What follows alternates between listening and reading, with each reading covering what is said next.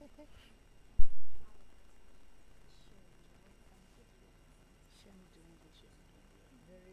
precise names.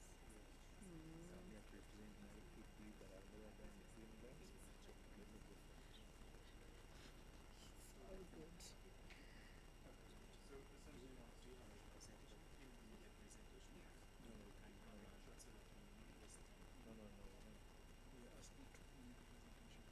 Yeah, true, true. For us to just talk. There are a lot of over preparation.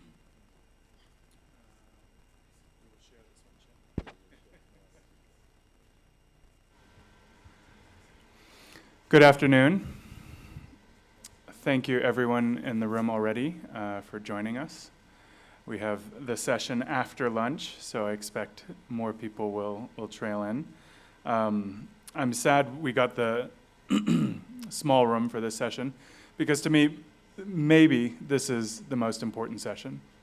My name is Mike McCaffrey. I'm from the United Nations Capital Development Fund. I manage the East and Southern Africa region for the work we do in inclusive digital economies. And you know, the work we do is really oriented towards achieving or accelerating progress towards the Sustainable Development Goals. And the green economy, climate change, is an issue that really cuts across all of them. There are certain Sustainable Development Goals to which it speaks specifically in terms of life in the water, life on land, climate change, right? But it really affects all of them, you know, including number 1, poverty, including the last one, 17, on partnerships. The scale of the issue that we're dealing with in terms of transforming our economies and the potential we have to really do it with digital tools is immense, and something that we're going to have to do together. So we have a wonderful panel today to talk not only about the green economy, but to focus specifically on medium and small enterprises within it, and the innovation they might be able to bring to spur forth the solutions that we need. So what I'm going to do is just go down the line. Shem, I don't have a background for you.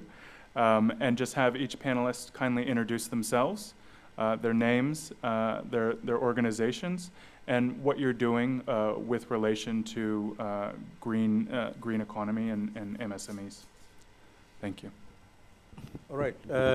Good afternoon, viewers. And once again, I want to congratulate KTA on their 5th symposium anniversary. I think it's been good for everybody, both online and physical attendance. And I want to once again thank them for this organization.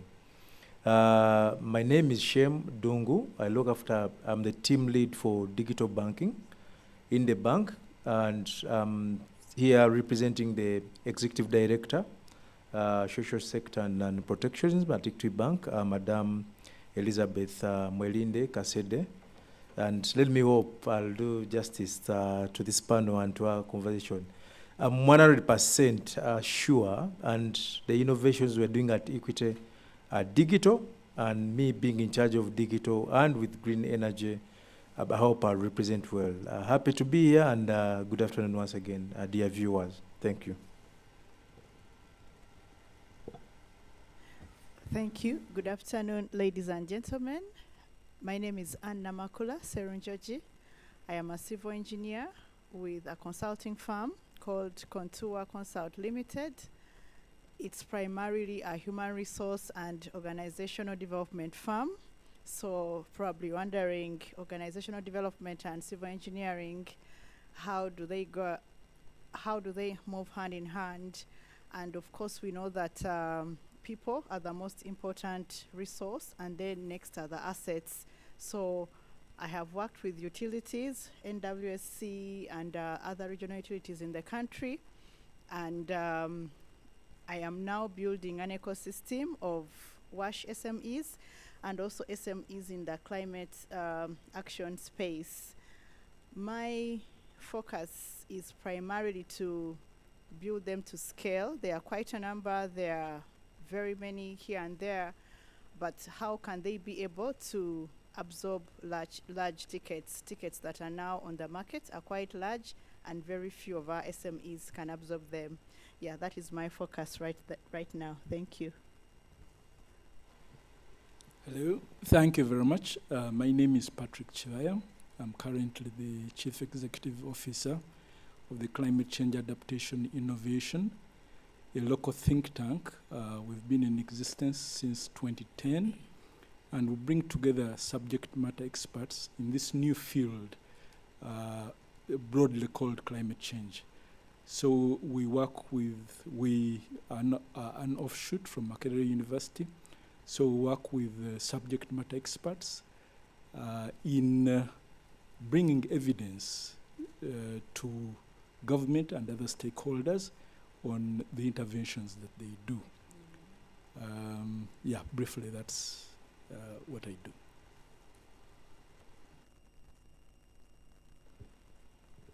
Good afternoon, everyone. Peter Davis Mutesasira are my names. I'm a lawyer by profession. I am also the Dean of the Law School at Uganda Christian University. My area of specialization is environmental law, for which we encompass climate change. We have an elaborate environmental law program at UCU. We also have another one on energy law and policy. And we've been mainly dealing with student training, but also review of policy and legal framework, majorly to do with environment, climate change, and energy. I am glad to be part of this panel. Thank you.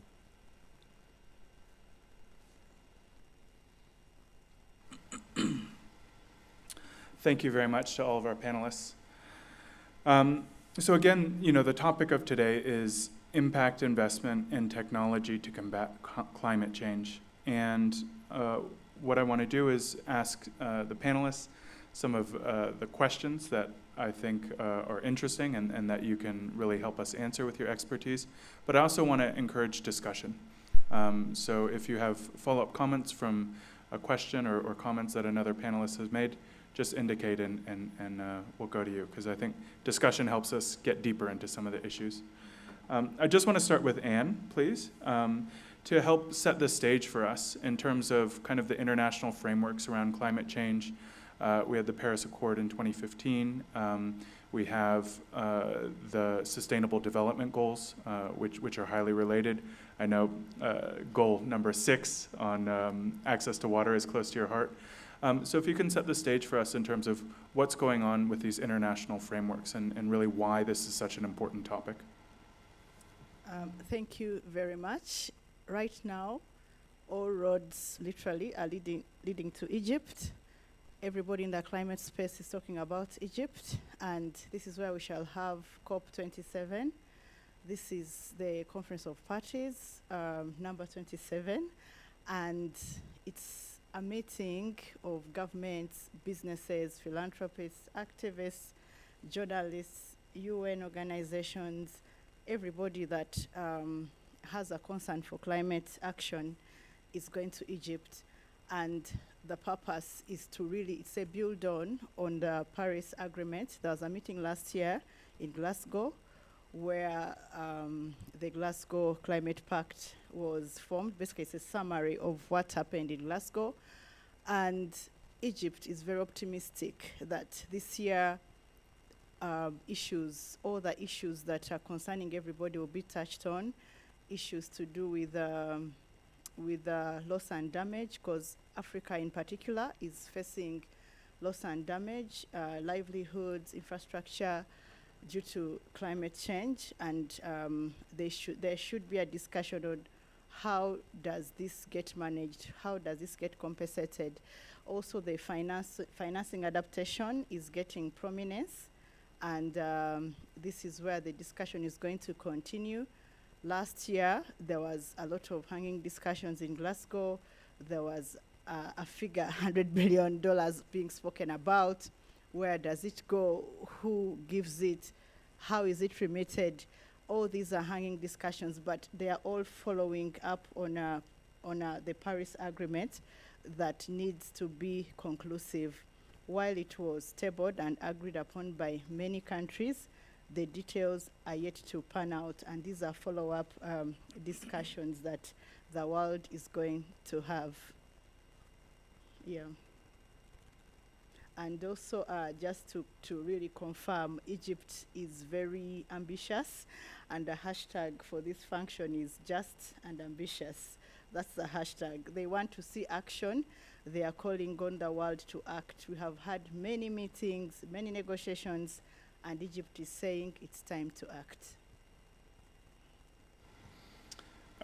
Excellent, thank you. And yeah, I think we're happy to have COP27 on the continent and focused on the continent because there's a lot of issues here that we have to deal with. Patrick, I wanted to go to you and for you to help us set the stage for what's happening here in Uganda with regards to climate change. What are the effects that we're feeling? And what are the innovations that you're seeing, both in terms of adaptation and, I don't know, to the degree to which you can speak on the other side on mitigation as well. Thank you. Thank you. Uganda, like all other low-income countries, are feeling the impacts of climate change greatly, more than the developed countries. We are getting impacts of climate change manifested in mostly the changing weather patterns, but also in the increasing effects such as droughts and floods. When I was growing up, my parents used to talk about a drought period. I think it was in the mid-60s, and it had a name, a local name called Anyamwadakateve, who was giving you the chair when you come to visit. And these events used to happen every 10 to 30 years. But now they are more frequent. There are more frequent droughts, more frequent floods that we have to contend with. So this session being on technology, I would want to marry what is happening with the opportunity that technology gives us. And maybe I would want to share a bit on the work that we have been doing in Uganda. So Africa and other least developed countries have the opportunity to leapfrog what technology is able to give us. In the last few years, we've been working in Uganda's cattle corridor, which is the most vulnerable part of the country, in providing more accurate weather information by using technology. So working with government and other stakeholders, we're able to deploy automatic weather stations that are less costly, but provide more accurate and location-specific weather information. And we've been able to marry that with mobile technology so that you can actually deliver to an individual the situation in Munyonyo where he is. Instead of, because of the microsystem that we have, instead of a blanket, Kampala will have rain tomorrow. And because of the microsystem, the population was losing confidence, yet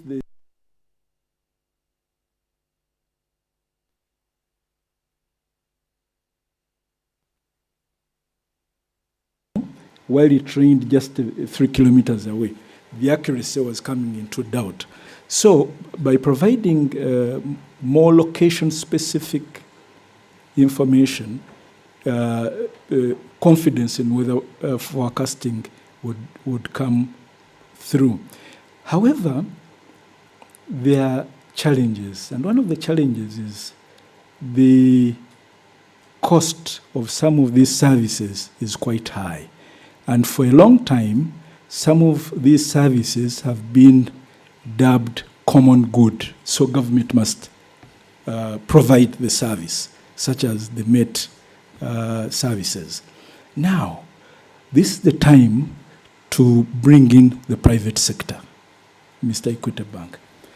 The private sector is able to provide some of the inputs and get some of the opportunities and the profits that can accrue from providing financing, providing personnel, providing other inputs into weather services, but many other services within the sector. And by doing this, it would open up a lot of services to our SMEs. Many SMEs would then be able to participate in the space where at the moment it's not possible.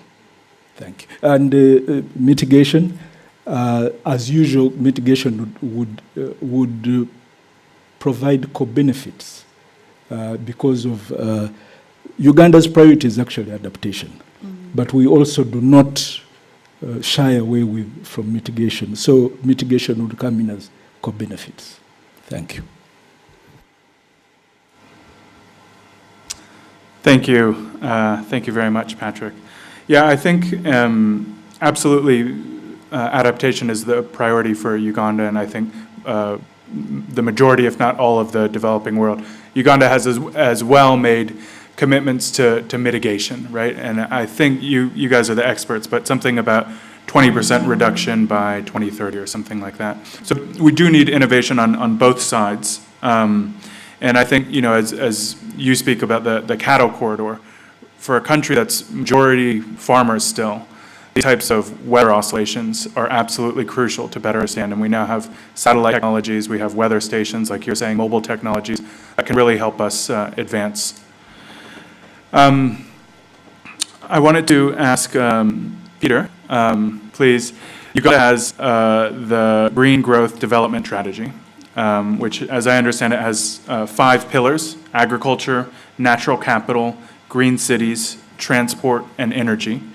If you could explain a bit more about the Green Growth Development Strategy, why it's important, and where we are with its implementation.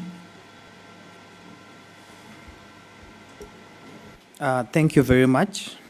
With the Green Growth Strategy, maybe it's about year of manufacture 2015. It is still beyond the reach of so many people. So if you look at the legislation, it is yet to bring out the benefits of taking into consideration climate change, your carbon footprint, environmental considerations. Most of the companies that comply with what is required of them from an environmental perspective, they do it out of their goodwill. Maybe it is an affiliate of an international corporation, and maybe the people at the headquarters are really pressing them to comply here. But even those who are affected, if you don't go to court under the law, you'll get nothing. And there isn't like a kitty somewhere that if you're affected, you'll go complain there, money is picked, and then you'll be compensated. But I believe if the law puts in place that liability and redress mechanism, compensation, and also tries, Kenya had a Climate Change Act way before us. And even when you look at climate litigation, the moment Kenya came up with this piece of legislation, the amount of climate litigation went up. And in Uganda, this has been one of the impediments to climate litigation. So in Uganda, as we speak, only 2 climate cases have been filed in court, directly focusing on climate change. And it's like they've never taken off. And some of us believe the impediment was lack of legislation. Those who have scored anything on the climate front didn't proceed to court with climate change as the main issue of contention. Climate change came in as a peripheral issue, so they chose to look at non-compliance with environmental requirements under the National Environment Act. But in the long run, the outcome was a score for climate change. So even when you go to the Climate Justice Index, for Uganda, we are really at the bottom. And we don't know if those who delayed this law, this is what they were curtailing, for people to go to court to start litigating. But definitely, we tell people that climate change is also a moral and a justice matter, you know. And this is some of what the developing countries have been pressing the developed countries to take responsibility for, you know. That just like pollution, even climate change, it is wrong and it is immoral. Just like we tell people at the domestic level, if you're a bad neighbor who engages in acts of pollution, it means you lack respect for your neighbors. Probably your morals are also wanting. So if you carry this to the international front, the developing countries have really been pushing the developed countries. And the best they can do without acknowledging responsibility is maybe provide some money, which were in billions of dollars, without acknowledging responsibility.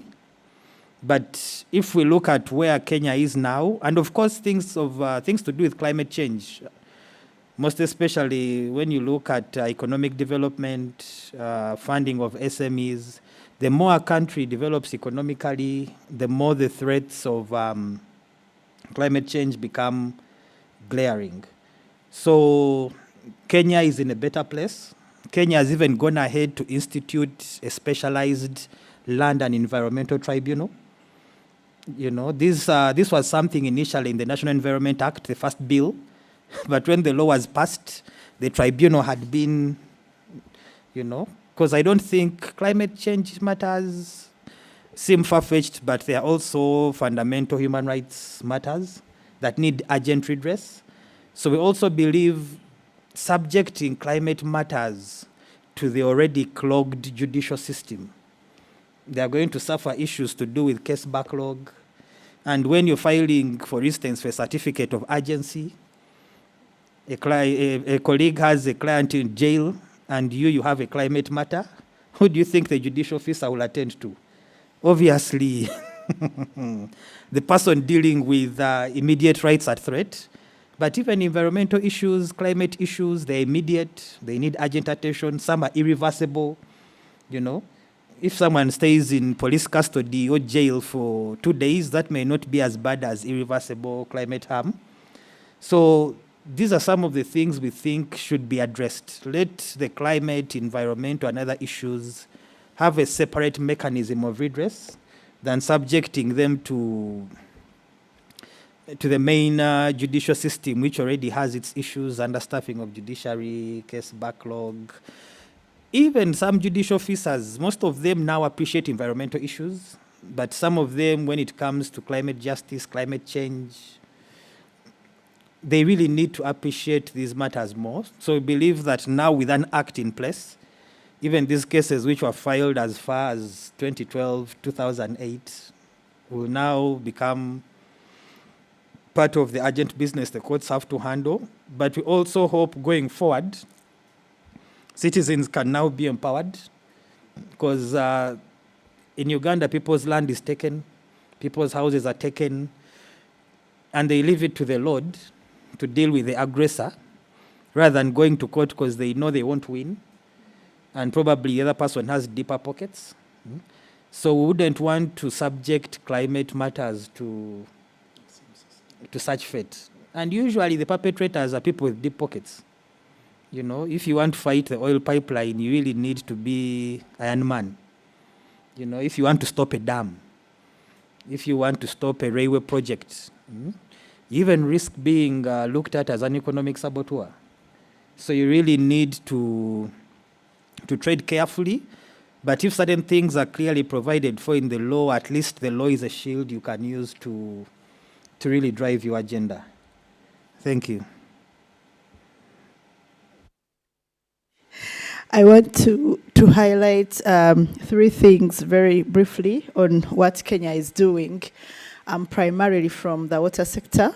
And if you look at the institutional framework in Kenya compared to the one in Uganda, the one in Kenya is very liberalized.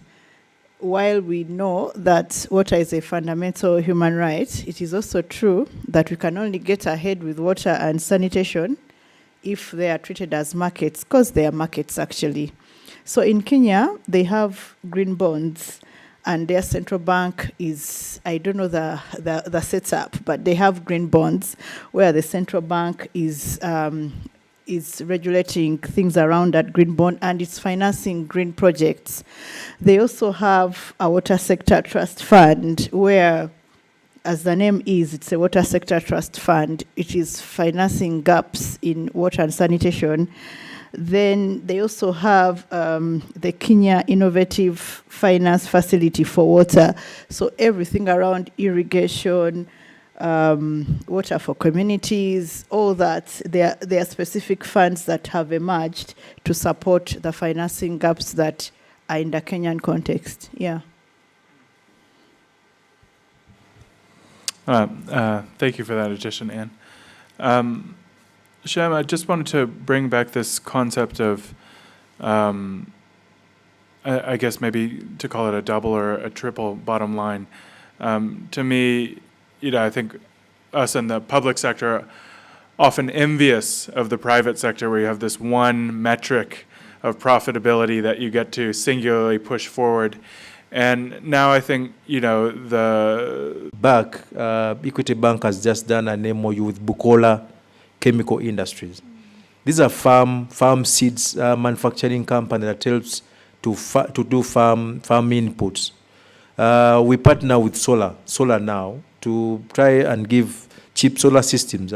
Peter, the dean, has just told us how even a person like me who earns a salary and who's a middle income earner in Uganda, I struggle to put solar in my house or in my home. How about a local person there, a farmer? So we need to have an holistic thinking and then come to board, how we help. And for me, where I look at is the complete value chain. As an institution, for example, as Equity Bank, it's no doubt that we partner with the likes of Bukola, Solar now. Otherwise, we would say what we do best is money. Let us just give you money to a farmer, so be it, go and struggle with your money. When you fail, we take your corato. No. That shouldn't be the essence. So I want to call upon all private entities to look at a farmer or a community where you operate from a value chain basis, from end to end. What do I mean? Look at where the farmer gets the farm seeds. Are you advising for farm seeds that are climate genetically resistant? Or just giving them money or startups or what, go and farm and that's it for you. When you fail, I take your corato. Are you in partnership with government corporations in terms of regulations, policies, counterfeits, in terms of farm seeds? We've seen it all. The other day I was seeing on TV, I think it was in the East Uganda area, where acres and acres of land were lost because the farmer applied wrong pesticides. You can imagine. If that farmer had borrowed, what next? Their collateral is being taken. So how do we look at profit, but in the end try to guide? In terms of financial literacy, how do you do financial adaptations? We've talked about the problem of literacy, the problem of communalism coming together. But I mean, you need to monitor throughout the season when you give out an agricultural loan or an agricultural facility. Keep monitoring, other than you giving them money, and then probably they go in their local guard areas, start drinking out of the money you've given them. Monitor, are they planting? Did you find them good seeds? Then eventually partner with multinationals like Mukwano to buy their proceeds. Then there and then they will not struggle and they'll be able to pay up your loan. You'll be able to make an impact or make sense in their communities. And I think that is my urge. And Equity Bank does that well for any other commercial entity out there. We are open. We have a full-fledged agricultural arm. whereby we monitor, issue out facilities, monitor, educate, get right partners for the farmers, and make sure that the food basket for Africa and Uganda specifically is rich for everybody to feed. That's what I can contribute, McCarthy, for now. Thank you so much. Thanks, Shem. We have a few more minutes left. I wanted to open it up to the room and, see if we have any questions. Amazing. Thank you. I see we have two, so why don't we take three? And we only have 5 minutes, though, so please keep them short. Yeah.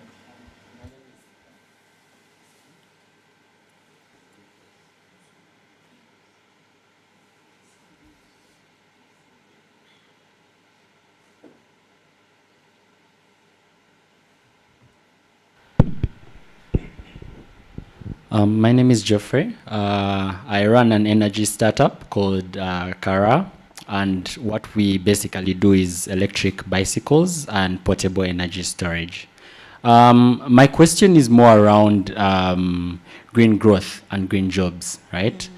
So GCF, which is a fund that was allocated to developing countries of about $11.4 billion, is only $2.3 billion deployed, right, out of the $11 billion. And most of that, more than 60%, is going to public infrastructure. However, there is an infrastructure gap on green growth, right? More than 90% or 80% of solar panel manufacturing is from China, right? Battery manufacturing, 60 to 70%. And you've not even talked about any of the other potential, key ingredients of green transition, right?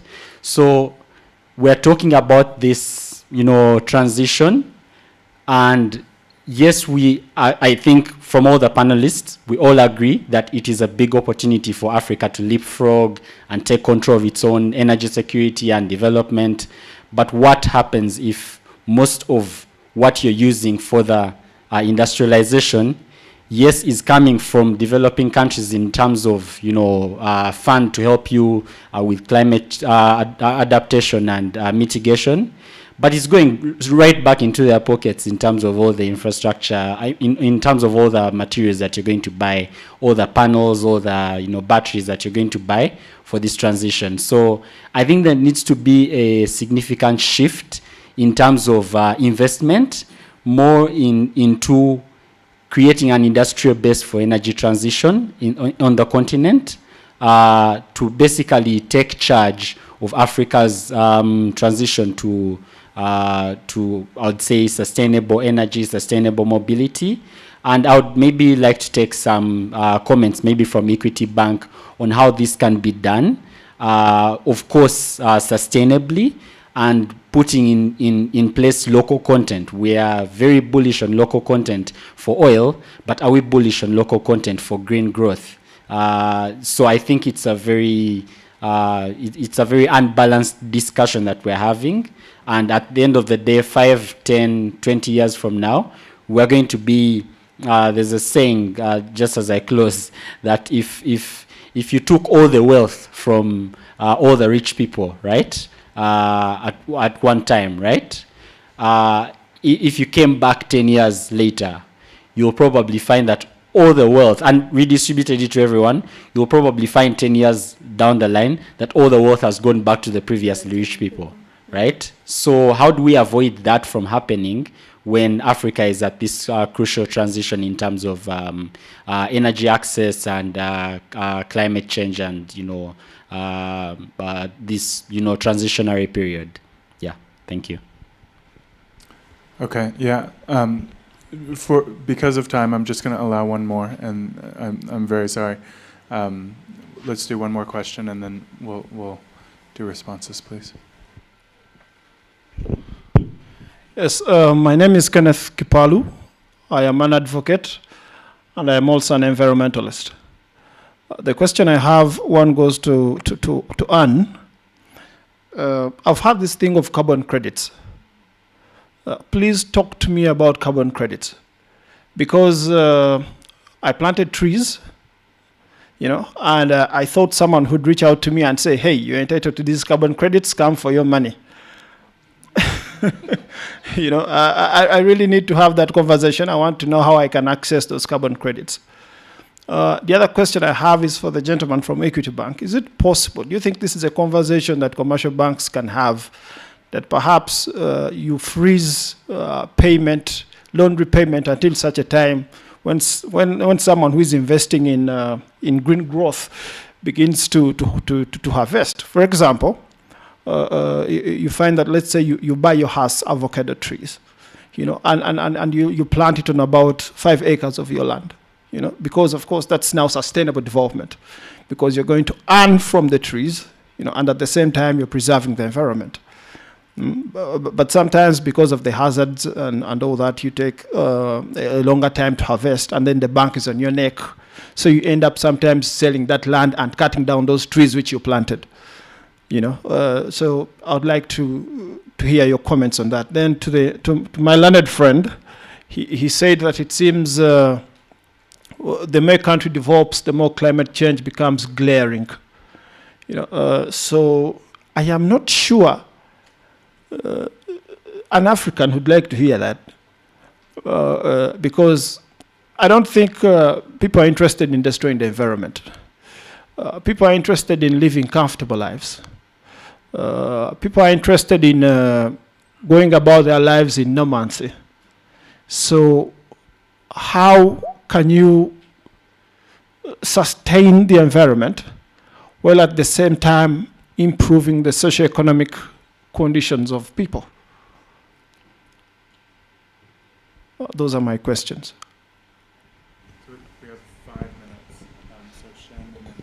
minutes. All right. Let's try to respond, and thank you for the questions from the audience.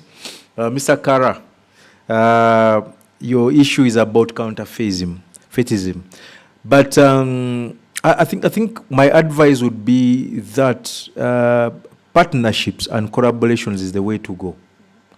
And you, as an innovator or a startup innovator, you need to look for that.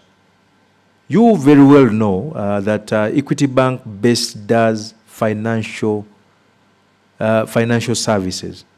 But for Equity Bank to come out and say, we've had an MOU with Bukola Industries, that means they've done some research about it and they believe in their products.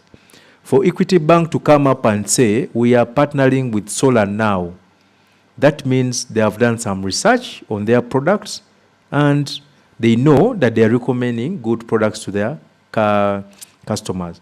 So, Kara, just look out for those partnerships, because once you go in the market out there as an individual, believe me or not, you'll end up buying counterfeit products. So I believe in partnerships, and that as Equity Bank, we believe in partnerships. We come and bring synergies for everybody, what they do best. So I'll recommend for that. And to Ken, how do we as a bank give loan freezes, for especially in the agriculture space? If you go now commercially, an agricultural loan, the interest is very, very minimal.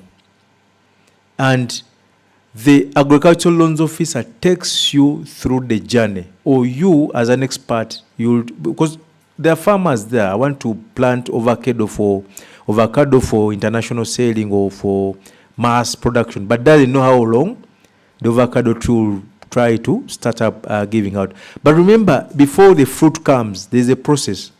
There was plowing, there was cultivation, there is manuring, there is all those stages until when it comes out. So you agree.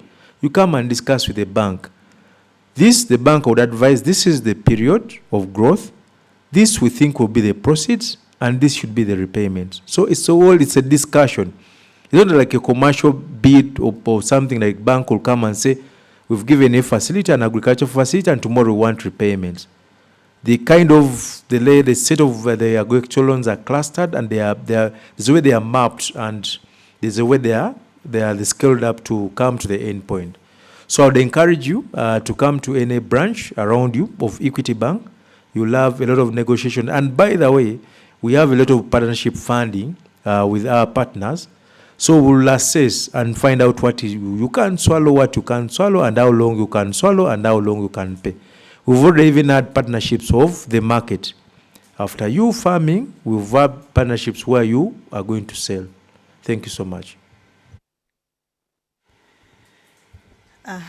Ken, you want me to speak to you about carbon credits? That's a very good inquiry. Carbon credits are about scale. Everything about impact investing, everything about attracting another person's money is really about scale. And just to give you numbers, if you're going to have a forest of 3 acres, it is your forest, but someone will come and start paying attention if your forest is between 5,000 to 7,000 hectares. That is when someone will come and pay attention. Probably they will use satellite measurement to see how much forest cover there is. And also to see, you already mentioned in your next question that you may cut the trees. So there needs to be some level of testing what your incentive is to keep the 5,000 hectares green. There is also, I assume you know the history of carbon credits. I haven't gone into it because of time, right? Yes, but right now there is a voluntary carbon market, and that is where all these things are happening, because the previous one was under the Kyoto Protocol that is coming to an end, and now we are transiting to the Paris Agreement. But on the global market, there is a voluntary carbon market. Even the London Stock Exchange has just launched that on their platform. You can get in touch with me later on. I'll have a webinar in January just talking about carbon credits. Yeah, thank you very much, in the interest of time.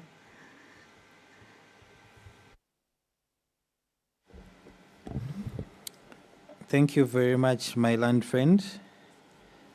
As you said, and true to that, no one is interested in, at least, though some people do it deliberately, but no one is interested in having an environment unfit for their inhabitation. If you're doing it at the subsistence scale, someone will tell you, oh yeah, all I am doing is trying to secure a garden. All I am doing is trying to maybe get shelter for my family.